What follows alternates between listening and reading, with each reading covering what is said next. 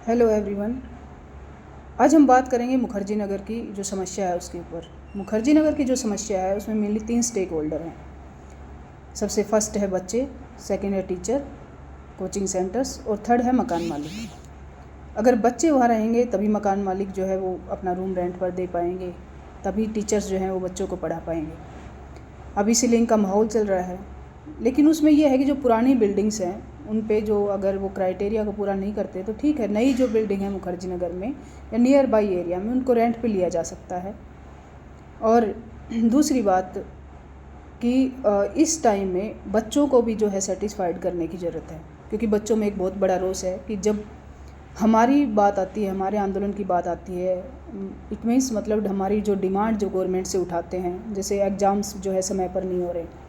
अभी आप देखो कि यूपीपीसीएस में नॉर्मलाइजेशन की जो प्रक्रिया चल रही है कि जो एक प्री का जो एग्ज़ाम वो 2 दिन करवाया जाएगा। अब कौन सा पेपर हार्ड आया, कौन सा पेपर मुश्किल आया, ये कैसे डिसाइड किया जाएगा? तो सीधे सीधे बच्चों के साथ खिलवाड़ है। फिर जो है बार बार कैलेंडर बदला जा रहा है, डेट बदली जा रही है, डेट जो है वो डिसाइड नहीं है।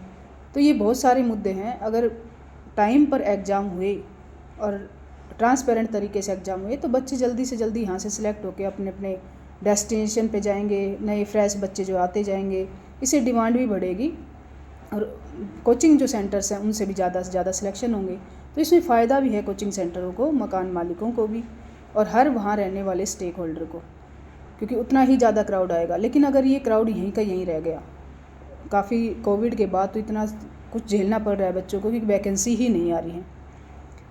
पीसीएस की लगा लो, स्टेट पीसीएस की लगा लो, और यूपीएससी में तो यहाँ पर सिलेक्शन हो ही नहीं रहे, तो फिर मैटर ही नहीं कर रहा कि वो अब बच्चे स्टेट पीसीएस की तरफ जाने लग गए। इसलिए यूपीएससी में सुधार की जो डिमांड है उसको भी टीचर्स को सपोर्ट करना चाहिए। वनडे एग्ज़ाम्स में सुधार की जो डिमांड है कि समय पर जो है वैकेंसी आई, समय पर जो है पेपर हो। और पीसीएस जो एग्ज़ाम की जो डिमांड्स बच्चे उठा रहे हैं, अभी आज गांधी विहार में कुछ बच्चों ने उठाया कि जो नॉर्मलाइजेशन प्रक्रिया है वो बंद होनी चाहिए। उसमें स्टूडेंट्स, टीचर जो है उनको भी जो है अपने प्लेटफॉर्म से बोलना चाहिए कि ऐसा नहीं होना चाहिए। टीचर स्टूडेंट को कभी भी जो है एक मतलब राजनीतिक एजेंडे का शिकार नहीं होना चाहिए। और एक बात और कि जो मुखर्जी नगर की समस्या है वो मेनली एमसीडी की प्रॉब्लम है। हाई कोर्ट का डिसीजन है मेनली, तो जुडिशरी है उसमें, और सेकंड स्टेक होल्डर जो है वो एमसीडी है। तो एमसीडी में जिसकी गवर्नमेंट है स्टे, और यूटी जो मतलब दिल्ली जो यूटी है उसके अंदर जिसकी गवर्नमेंट है वो आम आदमी पार्टी की गवर्नमेंट है।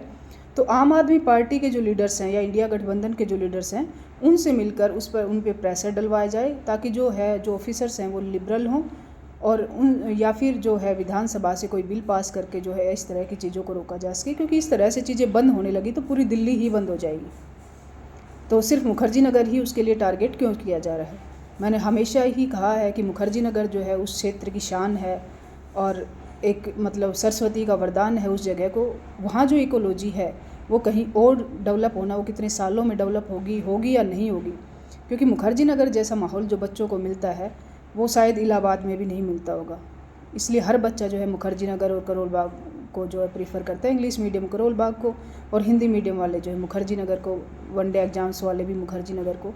तो मुखर्जी नगर में जो बच्चों को एक तरह से डेवलप होने का, अच्छे से पढ़ाई करने का जो एक माहौल है, जो इतने सालों से उसी के स्टूडेंट के अकॉर्डिंग वो एरिया ढला हुआ है, ऐसा कहीं पर भी नहीं है। इसलिए ऐसे क्षेत्र को इस तरह से अचानक से जो है विध्वंस कर देना उसका जो है वो सही नहीं है। इसके लिए मकान मालिकों को बच्चों से भी बात करनी चाहिए, और उनके पास बहुत ज़्यादा पैसा है मकान मालिकों के पास। यहाँ के जो मकान मालिक यहाँ पर रहते भी नहीं हैं, कुछ फ़ॉरेन रहते हैं, कुछ सिविल लाइन रहते हैं, कुछ कहीं और रहते हैं, जिनकी बहुत ज़्यादा यहाँ पर बिल्डिंग्स हैं।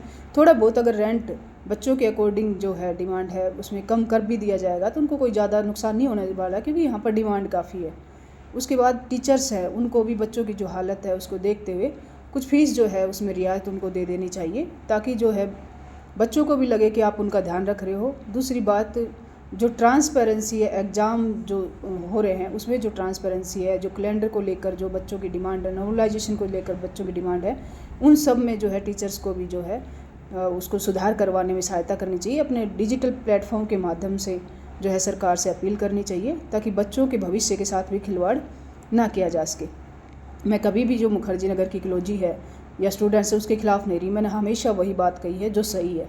जब आग लगी थी तो उसमें भी मैंने उन स्टूडेंट जिनको गंभीर चोटें आई थी, मैं हॉस्पिटल में गई, उनसे मैंने पूछा, वो वीडियो भी मैंने बनाई थी और मेरे पास उस टाइम थी भी, और उनके टीचर्स पेरेंट्स से भी मैं मिली थी कि ताकि कोई भी जो बच्चा है वो असुरक्षित जो है वो ना हो।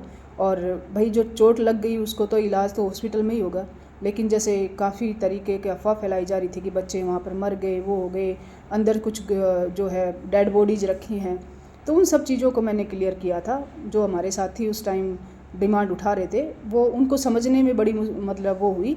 मैंने यही कहा था कि जो उस टाइम भी डिमांड थी कि मैंने भी रखी थी ये डिमांड कि भाई जो एक एम्बुलेंस है वो मुखर्जी नगर चौकी के पास 24/7 जो है एक एम्बुलेंस फायर ब्रिगेड होनी चाहिए। जो मेजर जो सुधार हैं सिक्योरिटी को लेकर वो होने चाहिए, ठीक है। टीचर्स को जो है और भी कुछ जो मांगे थी बच्चों की उसमें वो होना चाहिए, लेकिन यहाँ पर अभी किसी की डेथ जो है उसके प्रमाण नहीं हुए हैं। हमने अपना हेल्पलाइन नंबर भी जारी किया था, अगर किसी के कोई दोस्त हैं वो मिसिंग है, भाई बहन कोई मिसिंग है, तो उसकी जो जानकारी हमें दे, हम थाने के साथ जो है मिलकर उनको फाइंड आउट करने का काम करेंगे। तो इस तरीके से मैंने हमेशा जो है जो सही बात है मैंने उसको बोला है, और आज भी मैं यही कह रही हूँ कि अब टीचर्स जब अपने लिए खुद बाहर आए हैं, मकान मालिक अपने लिए खुद बाहर आए हैं, पीजी जो ओनर्स हैं उनका तो बेचारों का कोई लेना देना ही नहीं है, वो तो प्रवासी हैं एक तरीके से। 2 4 5 साल 10 साल जो है अपना वो पीजी चलाएंगे, जब तक उनका चलेगा, फिर कोई नौकरी लग जाएगी या कहीं भी जैसे भी रोज़गार अपना सेटल हो जाएगा। और उनका तो किराया कम करने का क्या है कि मकान मालिक अगर उनको किराए पर बिल्डिंग जो है सस्ते में देंगे तो वो बच्चों का जो रेंट है वो भी कम कर देंगे, तो उनका तो ज़्यादा मतलब इसमें कोई स्टेक बनता ही नहीं है। बिल्डिंग सील हो रही हैं तो मकान मालिकों की हो रही है। तो इस तरीके से जो है चीज़ों को तीनों जो स्टेक होल्डर हैं उनमें आपस में समन्वय बनाते हुए एक कमेटी टीचर्स को, मकान मालिकों को और स्टूडेंट्स को मिलकर बनानी चाहिए। जो स्टूडेंट की डिमांड है उनको भी टीचर्स को हाईलाइट करना चाहिए, प्लेटफॉर्म से बोलना चाहिए, ताकि आपके पास पढ़ने वाले जो बच्चे हैं वो ये फील कर सके कि आप एज ए उनके गार्जियन हो और उनकी चिंता जो है वो भी आपको है। और ये वीडियो भी शायद सारे टीचर्स जो है वो देख रहे होंगे। मेरी उन सभी से यही रिक्वेस्ट है कि एज ए गार्जियन जो है आप इन सब प्रॉब्लम्स को सोल्व करने का काम करें। हर चीज़ का सॉल्यूशन होता है, ऐसा कोई भी नहीं है कि जिसका सॉल्यूशन ना हो। और बच्चे मुखर्जी नगर में सिर्फ टीचर्स के भरोसे जाते हैं, उन पर विश्वास करके जाते हैं, इसलिए उनका एक फ़र्ज़ बनता है कि वो जो है उनकी प्रॉब्लम्स को सोल्व करने में उनका साथ दें। Thank you.